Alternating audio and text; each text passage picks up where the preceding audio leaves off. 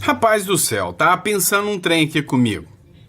Esses ministros do STF devem estar numa raiva desse tal de Luiz Fux, mas não é pouco não, tá? O Fux acabou de fazer de novo. Suspendeu um processo que os ministros do STF estavam doidinhos para julgar logo. É a vingança, né, do Lula sendo concretizada através de um processo no STF. E o Fux agora, né, pegou o processo, tirou o processo das mãos dos ministros do STF e eu tenho certeza que eles ficaram pistolas com isso. Só para te dar uma dica a mais, em Fux we trust. Sabe do que eu tô falando? Sabe não? Então fica aí que eu vou te explicar. Também o caso do Jeffrey Chechini continua dando um revés aí pro ministro Alexandre de Moraes, que agora passa a ser investigado pela OAB. Olha isso que reviravolta. Nós vamos falar sobre tudo isso aqui com vocês. Então, sejam muito bem-vindos a mais um editorial. Não esquece não, tá? Inscreva-se, curta, compartilha, isso ajuda e ajuda bastante, tá bom? E vamos direto para a notícia. A gente já está na tela do aplicativo aqui, enquanto você vai se inscrevendo, confere se você está inscrito. Ontem, um monte de gente aqui deixou comentário falando que já estava inscrito há muito tempo, foi olhar agora e o próprio YouTube desinscreveu a pessoa. Então só confere aí, tá bom? Vamos lá, o que aconteceu? Luiz Fux, ele, né, o terror do STF, pediu vista e suspendeu um julgamento, adivinha contra o Sérgio Moro por suposta calúnia contra o Gilmar Mendes no STF. Você lembra daquele caso? De uma piada do Sérgio Moro, numa festa junina, onde o Sérgio Moro, né, alguém foi lá e pagou para o Sérgio Moro ir para a cadeia da festa junina. Aí o Sérgio Moro pagou para não ir preso, né? Aí alguém brincou com ele, é propina, né? Ele, não, isso aqui é dinheiro para pagar um habeas corpus do Gilmar Mendes. E aí o Moro falou que aquilo foi uma brincadeira sem graça, mas o STF quer o Moro cassado com base nisso, condenado por injúria, calúnia e difamação. Nessa sexta-feira, o ministro Luiz Fux, do Supremo Tribunal Federal, pediu vista e suspendeu o julgamento virtual da primeira turma sobre o recurso apresentado pelo senador Sérgio Moro contra a decisão que o manteve réu por suposta calúnia contra o ministro Gilmar Mendes, mesmo com a maioria de 4-0, já formada para rejeitar o pedido de revisão da defesa. Ou seja, já colocaram o Moro no saco, né? Ou seja, já tem 4 votos formados aí na segunda turma, tá? O caso, na primeira turma, tá? A mesma que julgou o Bolsonaro. O caso remonta um vídeo de 2022, gravado durante uma festa junina, em que Moro, respondendo a uma brincadeira sobre suborno, afirmou que uma quantia seria instituto para comprar um habeas corpus do Gilmar Mendes, o que levou a Procuradoria-Geral da República a denunciá-lo por insinuar falsamente corrupção passiva ao magistrado. Meu amigo, dor de cabeça pro Sérgio Moro, né? A defesa argumentou que aquilo era uma piada, né? Que era só uma piada infeliz, mas a ministra Carmen Lúcia, Alexandre de Moraes, Flávio Dino e Zanin já votaram pela manutenção da ação penal. Olha que ironia do destino. Isso é um escárnio com a justiça brasileira. O Zanin, que era o advogado do Lula, julgando o Moro. No mínimo, ele tinha que ser declarado nem suspeito, impedido de julgar o Sérgio Moro. Não poderia julgar o Sérgio Moro de forma alguma. Aqui, ó, o Revista Oeste também tratou do caso, né? Ó, Fux pede vista e suspende julgamento de Moro por calúnia contra Gilmar Mendes. Meu amigo, o bicho tá pegando, né? Literalmente, tá pegando lá em Brasília. O ministro do STF, Luiz Fux, pediu vista do processo em que o senador Sérgio Moro é acusado de calúnia contra o Gilmar Mendes. Só corrigindo a matéria do UOL, tá? O STF já tinha formado maioria para manter o Moro réu. Os 4 ministros da primeira turma já tinham votado por esse entendimento. Carmen Lúcia, Alexandre de Moraes, Flávio Dino e Cristiano Zanin. Meu amigo, dor de cabeça aí pro Sérgio Moro, que agora vai ter que se defender, né, do pessoal aí lá do Supremo Tribunal Federal. Agora, quem tá com dor de cabeça também é o ministro Alexandre de Moraes. A OAB atuará em caso de violação da defesa após afastamento de advogados de réus da trama golpista. O que aconteceu? Olha a loucura, né? Olha aqui a falta, né, sei lá, né, de visão sobre o processo. Parece que o processo corre assim, de uma forma, de um contexto totalmente, né, fora da lei. Olha só, a defesa, ela é inviolável, né? Cada réu tem direito de ter a sua defesa, de escolher a sua defesa. Não é um juiz que escolhe quem vai defender ou não o réu. E aí o que aconteceu? Os advogados de defesa do Felipe Martins e do Câmara, né? Eles não apresentaram as alegações finais e fizeram uma petição dizendo, olha, a Procuradoria-Geral da República está agindo de forma ilegal, totalmente ilegal. A Procuradoria-Geral da República, ela simplesmente apresentou provas depois, né, que já tinham passado o período de instrução, ou seja, depois que já tinha passado todo o período de defesa, que a parte da defesa poderia se manifestar, a PGR juntou novas provas. Então, essas provas são ilegais, elas maculam o processo. Então, precisamos de mais prazo para poder apreciar essas provas, né? E queríamos que você tirasse essas provas do processo. O Alexandre de Moraes, em vez de analisar o pedido, expulsou os advogados do processo. Destituiu os advogados do processo. Isso nunca existiu no direito brasileiro. Já é considerado autoritário o Alexandre de Moraes, ou seja, o juiz, falar o seguinte, intimar o Felipe Martins, falou, Felipe Martins, seus advogados passaram do prazo, perderam o prazo, não corresponderam, então eu tô te dando prazo para você nomear um novo advogado, e esse novo advogado vai ter que fazer a defesa. Mas não, o cara já escolheu os advogados, não, é defensoria pública e dane-se.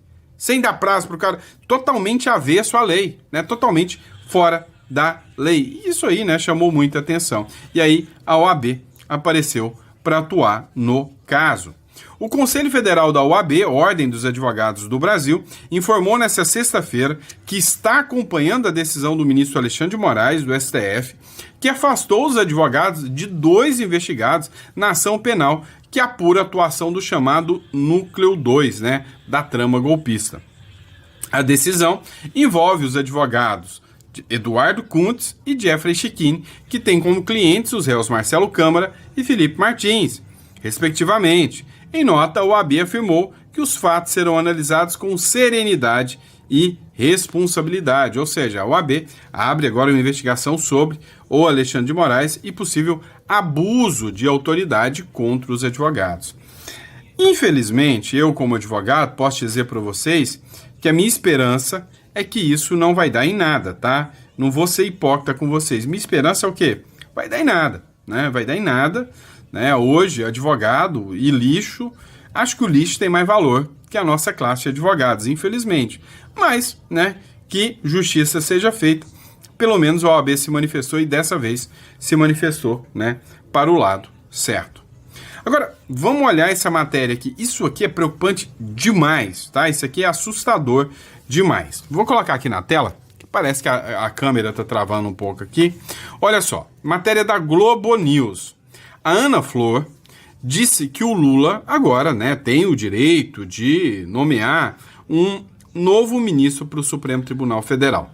Vocês precisam me entender, tá? Com muito cuidado, com muita cautela, que a eleição do ano que vem é uma das eleições mais importantes do Brasil de todos os tempos, tá? De todos os tempos. Devido ao fato de que o Lula, eleito, já nomeou 3 ministros este ano. Na próxima, ele vai nomear mais 3. O Lula terá, por assinatura dele, por bênção dele, escolhidos por ele, 11 ministros. Na verdade, 10 ministros do STF, né? Ainda tem ali 9 ministros do STF, digo, porque tem o Gilmar Mendes e o Alexandre de Moraes, que não foram ele que indicou, né? Então, vai ser, né, algo assim assustador. E agora a gente estava falando no Messias, né, que é o Jorge Messias, que é o advogado-geral da União. E muita gente, inclusive da oposição, já falava que já era absurdo demais. Mas nada é tão ruim que não possa ficar pior quando o assunto é PT. Olha o que a Ana Flor falou aqui. Pode ser um desembargador totalmente alinhado ao Lula, que mandou soltar o Lula lá na Lava Jato, peitando o Moro na época, né? E ele que pode ser, né, agora o indicado. O Lula, que é alguém 100% fiel a ele. E aí, meu irmão, se já tá difícil com a atual composição do STF, imagina com a composição 100% Lula. Eu ouvi ontem de uma pessoa e hoje chequei com outra pessoa próxima de Lula uma história que pode mostrar um candidato inusitado para essa vaga que ninguém está falando, Júlia. Um nome que você já deve conhecer, sem dúvida, que é de Rogério Favretto. Eu ouvi também. Vamos lembrar o nosso assinante? Quem foi Rogério Favretto? Desembargador do TRF4 no Rio Grande do Sul. Foi o desembargador que deu um habeas corpus num domingo de plantão para soltar Lula quando ele estava lá na carceragem da Polícia Federal. Esse habeas durou pouquíssimo tempo, porque na época o relator do caso, também desembargador lá na segunda instância, né, no TRF4, cassou essa decisão. Quer dizer, o presidente da turma, o Thomson Flores, o presidente do tribunal até. Acho que primeiro foi o Gilbran e aí o presidente da turma, né? Aí ficou, você tem razão, ficou uma disputa. Foi um movimento. Porque eram dois desembargadores, um soltando e um não, aí veio o presidente do tribunal, que era o Thomson Flores, e deu a decisão dizendo que ele continuaria preso. Foi isso, né? E, Júlia, duas pessoas me contaram a seguinte história, que recentemente Lula ficou irritado que Favretto não constou na lista para o Superior Tribunal de Justiça, o STJ, não é uma decisão dele, essa lista tríplice, ele da lista tríplice indica o nome, e aí ele comentou que colocaria Favretto no Supremo, já que ele não entrava na lista tríplice. Então, é um nome que Lula tem uma proximidade num momento muito difícil.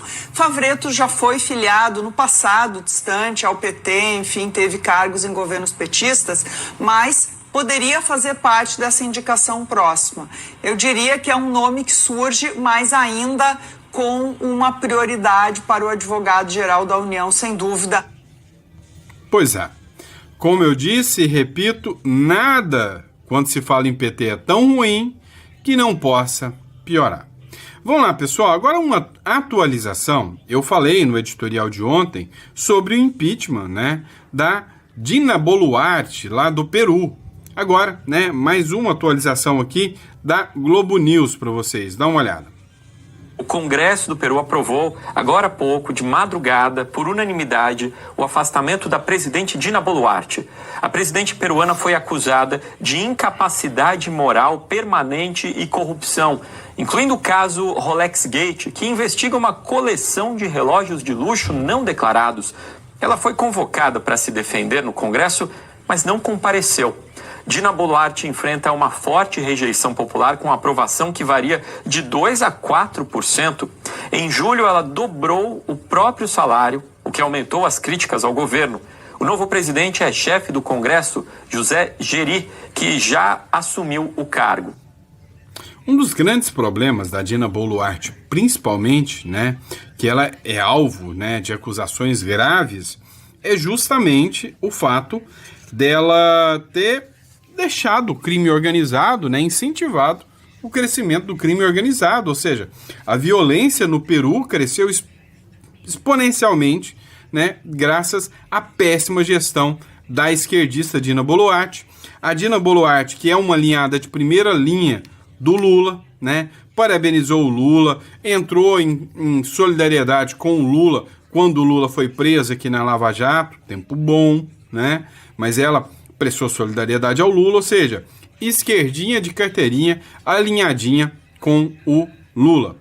Vamos falar de Agente Secreto agora? Pois é, Agente Secreto é um filme, né, da turma da esquerda. E aí vem a mídia passando pano para tudo, tudo.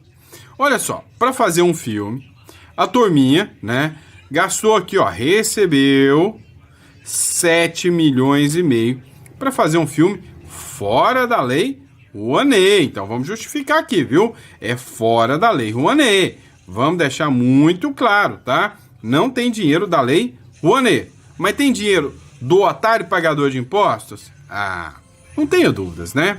O Agente Secreto, que é uma nova aposta do cinema nacional para a premiação do Oscar, do esquerdista lá, né? Do Wagner Moura, recebeu cerca de 7,5 milhões do governo através de incentivos do governo federal para o audiovisual brasileiro. Mas, diferente do que muitos pensam, nenhum centavo desse montante via lei Rouanet. Ó, a pergunta é simples, a questão é simples. Saiu dos impostos? Esse dinheiro tem a ver com o dinheiro público, diga-se, do pagador de impostos? Se sim, tô nem aí se é lei Rouanet, tô nem aí do que quer que seja. Quer fazer? Quer ganhar dinheiro? Faça do bolso de vocês. Vocês são famosos, vocês são conhecidos, faça do bolso de vocês, banquem do bolso de vocês. Simples assim, 7 milhões e meio para fazer um filme, para depois ainda render milhões ainda, e isso saindo dos impostos. Ah, tá de sacanagem, né? Acontece que, independentemente da vertente política, nenhum projeto de longa-metragem brasileiro pode receber perpasses da lei Rouanet. Isso porque, segundo o texto, apenas obras de curta e média-metragem podem fazer ajus. Os 7 milhões recebidos pelo filme, estrelado por Wagner Moura, foram obtidos pelo Fundo Setorial do Audiovisual da Ancine, por meio da chamada pública Produção Cinema via Distribuidora 2023, aprovada em fevereiro de 2024. Dirigido por Kleber Mendonça, filho, e cotado para ser indicado a 5 categorias no Oscar, o Agente Secreto teve um orçamento de 27 milhões de reais, 7, né, foi de fundos da Ancine. As verbas correspondentes a investimentos da iniciativa privada brasileira, cerca de 5,5 milhões, e incentivos do governo, 7,5 milhões, ou seja, mais do governo do que da iniciativa privada, né? E aí vem da França, da Alemanha, da Holanda, correspondentes a cerca de 14 milhões, né? O pessoal bancando. Se é imposto de francês, holandês e alemão, foda-se, dane-se, que paguem. Mas o dinheiro do brasileiro, que não tem nem saneamento básico, que não tem nem as condições mínimas, isso pra mim chama-se sacanagem, tá? Vamos lá, pessoal. Olha só, o Jason Miller foi lá e criticou muito o resultado de pesquisas aqui no Brasil. Aliado de Donald Trump, reage à pesquisa eleitoral em que Lula lidera. Quem não reage, né? Aí é sacanagem. Quem é que vai acreditar que o Lula ganhe, né? O duro é que, no atual sistema, a chance do Lula ganhar é real. Daquele jeito, né? Você já sabe. Jason Miller, ex-conselheiro do presidente dos Estados Unidos, Donald Trump, comentou o resultado da pesquisa eleitoral divulgada pela Genial Quest. E aqui ele fez uma análise genial. Nessa quinta-feira, dia 9/10, que mostra Lula liderando as intenções de voto para as eleições de 2026. Abre aspas. Olha o que ele falou. Esta pesquisa mostra por que a perseguição política contra o presidente Jair Bolsonaro está acontecendo. Se ele tivesse perdendo por 12 pontos, hoje seria um homem livre, né? Ou seja, estaria solto. O Congresso brasileiro precisa acabar com a guerra jurídica do ministro Alexandre de Moraes e aprovar a anistia total para presos políticos hoje, publicou Jason Miller, que é o conselheiro direto do Donald Trump, no seu X hoje. E aí levanta, né, aqui uma indagação bem interessante, se a gente parar para pensar, né, bem interessante. Realmente, Bolsonaro tivesse mesmo perdendo assim, será que ele estava preso? Vem cá, a casa não bate. Será que se o Bolsonaro realmente fosse uma carta fora do baralho, fosse um zero à esquerda, perdido, né, fosse perder para o Lula, ele estaria preso hoje? Talvez não, hein? Talvez não, né? Vamos lá. Este vídeo é memorável, é público, né? Merece ser relembrado várias e várias vezes, porque se fosse qualquer um outro falando isso, cadeia. Mas como é um ministro do STF, deixa falar. Dá até para alguém que quiser jogar em alguma inteligência artificial e fazer uma música disso aqui, vai ajudar muito. Olha só. E deixa de fora desse seu mau sentimento. Você é uma pessoa horrível. Uma mistura do mal com atraso e pitadas de psicopatia. Isso não tem nada a ver com o que está sendo julgado. É um absurdo, Vossa Excelência, aqui fazer um comício cheio de ofensas, grosserias. Vossa Excelência não consegue articular um argumento, fica procurando. Já ofendeu a presidente, já ofendeu o ministro Fux. Agora chegou a mim. A vida para Vossa Excelência é ofender as pessoas. Não tem nenhuma ideia. Não tem nenhuma ideia. Nenhuma. Só ofende as pessoas. Ofende as pessoas. Qual é a sua ideia? Qual é a sua proposta? Nenhuma. É bilis, ódio, mau sentimento, mal secreto. É uma coisa horrível. Vossa Excelência nos envergonha. Vossa Excelência é uma desonra para o tribunal. Uma desonra para todos nós. Um temperamento agressivo, grosseiro, rude. É péssimo isso. Vossa Excelência sozinho desmoraliza o tribunal. É muito ruim. É muito penoso para todos nós. Temos que conviver com Vossa Excelência aqui. Não tem ideia, não tem patriotismo, está sempre atrás de algum interesse que não é o da justiça.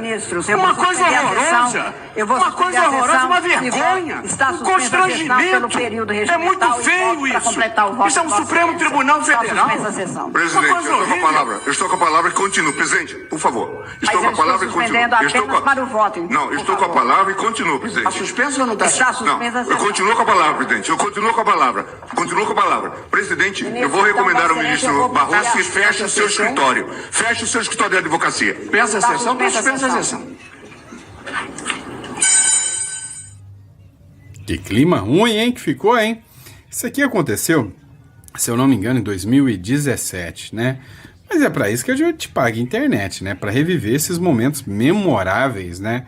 Da vida do brasileiro, né? Isso tudo somos nós que pagamos e pagamos com muito dinheiro para eles agirem assim. Vamos lá, pessoal, matéria do Metrópolis Política. Pois é. Sabe o que vai dar isso aqui? Em nada. Nada. Vai ficar por isso mesmo. O Tribunal de Contas da União apura uso indevido da Lei Rouanet em evento com Lula e Boulos. Meu amigo. A Lei Rouanet sendo usada de forma, vamos dizer assim, ilegal, indevida. Não sou eu que estou falando, é o Tribunal de Contas da União. Escuta essa matéria aqui. Tribunal de Contas da União e uma nova apuração do TCU, que apura o uso indevido da Lei Rouanet em evento com Lula e Boulos. A gente já tinha até chegado a falar sobre isso aqui. E esse evento em questão aconteceu no dia 1º de maio do ano passado, período da pré-campanha de Boulos na Prefeitura da capital paulista, lá em São Paulo. Então o TCU abriu um processo para apurar as possíveis irregularidades do uso da Lei Rouanet nesse evento específico. O evento em questão é o Festival Cultura e Direitos, realizado no dia 1º de maio de 2024. Bom, o pedido de investigação partiu do ministro Benjamin Zimmer, do Tribunal de Contas da União, relator desse caso após a representação do Partido Novo.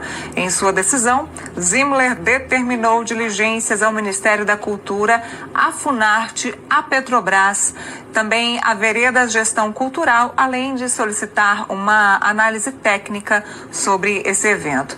No documento, o ministro afirma que, entre as irregularidades que já foram apontadas, consta suposto desvio de finalidade, porque o evento aprovado era um espetáculo musical voltado ao Dia do Trabalhador, à comemoração do Dia do Trabalhador, e não a um evento político partidário. Tem aí a resposta de todas essas empresas que nós citamos aqui, como, por exemplo, a Petrobras, lá no nosso site metrópolis.com. Lembrando que Boulos estava sendo cotado aí nos bastidores, o nome dele estava sendo ventilado para ser um dos ministros aí da esplanada do ministério do presidente Lula. A conferir, ainda tem um tempinho para que ele possa se tornar ministro. Vamos para Pois é, né? Vocês veem aí que no caso do Lula, o Lula pode, né?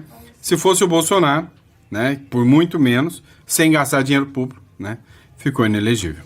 Vamos lá, pessoal, matéria da Globo News, né? Depois da definição do Donald Trump de um cessar-fogo, Vídeo mostra milhares de palestinos voltando para o norte de Gaza após recuo das tropas israelenses. O que vocês estão vendo aqui no telão é uma imagem acelerada dessa volta para casa. Assim a gente consegue ter a dimensão de quantas pessoas saíram dessa região durante a guerra. Uma fila enorme de pessoas que tiveram que deixar tudo para trás para tentar sobreviver. Pois é, né? E aí eu te pergunto, será que o que causou esse caos todo, né?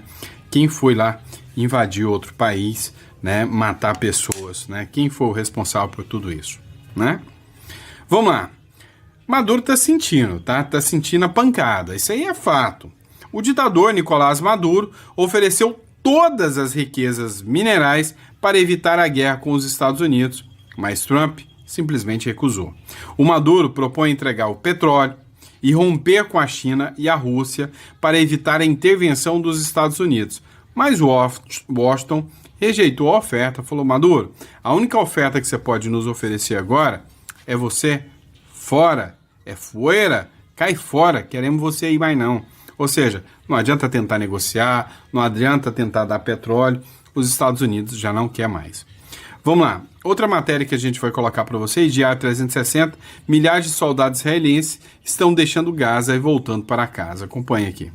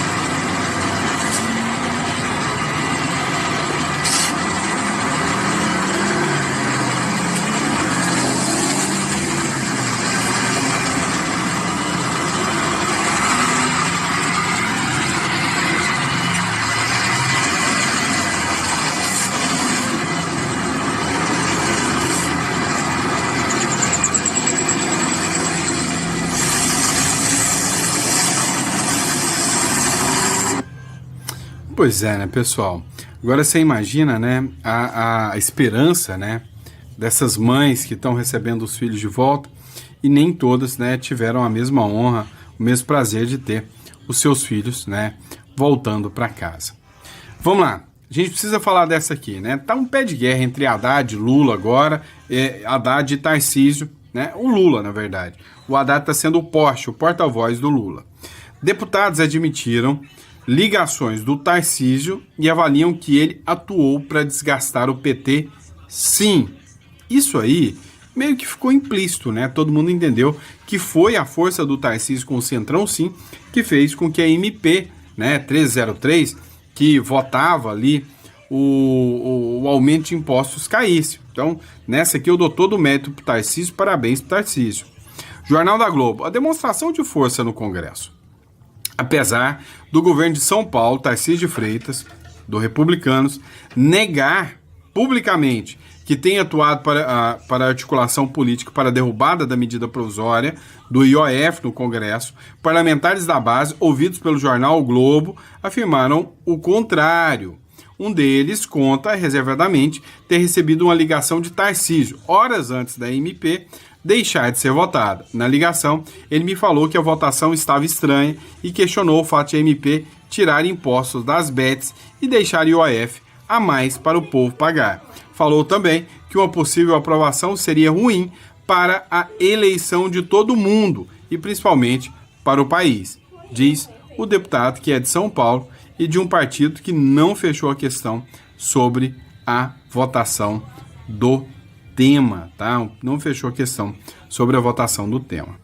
E é isso, pessoal, ó, você que está me acompanhando aqui, ó, entre em contato aqui com a Imigra Mais, o telefone está aqui na tela, 16 993210648, para você que precisa entender, né, qual é a importância de ter uma segunda residência, um plano B, né, talvez até um plano C, entre em contato e agende a sua consulta.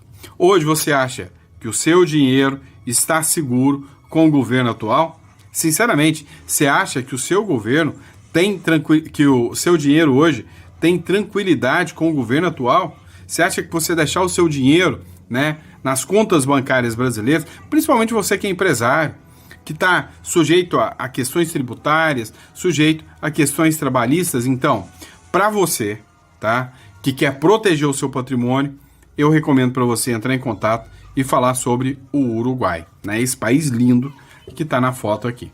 Agora, se o seu negócio é, Sandro, eu quero estar num país totalmente, né, com os preceitos conservadores, eu quero mudar do Brasil, mas eu quero um país com custo de vida mais baixo, mais tranquilo, aí a gente já pode falar no Paraguai. Você vai entrar em contato conosco para agendar a sua consulta aí sobre o Paraguai, tá? Então a gente fornece para vocês ambos os lugares aí. Então cada um é para um tipo de público, tá? Dependendo da situação, você pode até ter nos dois. Eu, por exemplo, eu tenho já a minha residência no Uruguai, eu moro no Uruguai. Eu optei em sair do Brasil por várias questões, por perseguição política, por questão tributária. Eu não suporto pagar os impostos, né? No Brasil, eu estaria pagando aí, né, valores altíssimos de impostos e não estando no Brasil, não sendo mais residente fiscal no Brasil, eu tô fora disso aí, tá? Então, você vai ter, né, toda a orientação sobre como, né, se beneficiar de uma residência estrangeira, né? Num futuro, quem sabe até um passaporte aí também. Custo de medicina de graça. Você não precisa morar nesses países para ter uma residência. Se o seu intuito não for morar, eu recomendo o Uruguai. Se o seu intuito é morar, sair do Brasil ou montar uma empresa com condições, mão de obra mais barata, aí o Paraguai vale muito a pena. Então entre em contato, a gente vai estar aqui para tirar todas as suas dúvidas, tá bom? Muito obrigado, fiquem com Deus e eu vejo vocês num próximo editorial aí, né, para a gente estar trazendo mais conteúdo para vocês. Um grande abraço e até a próxima.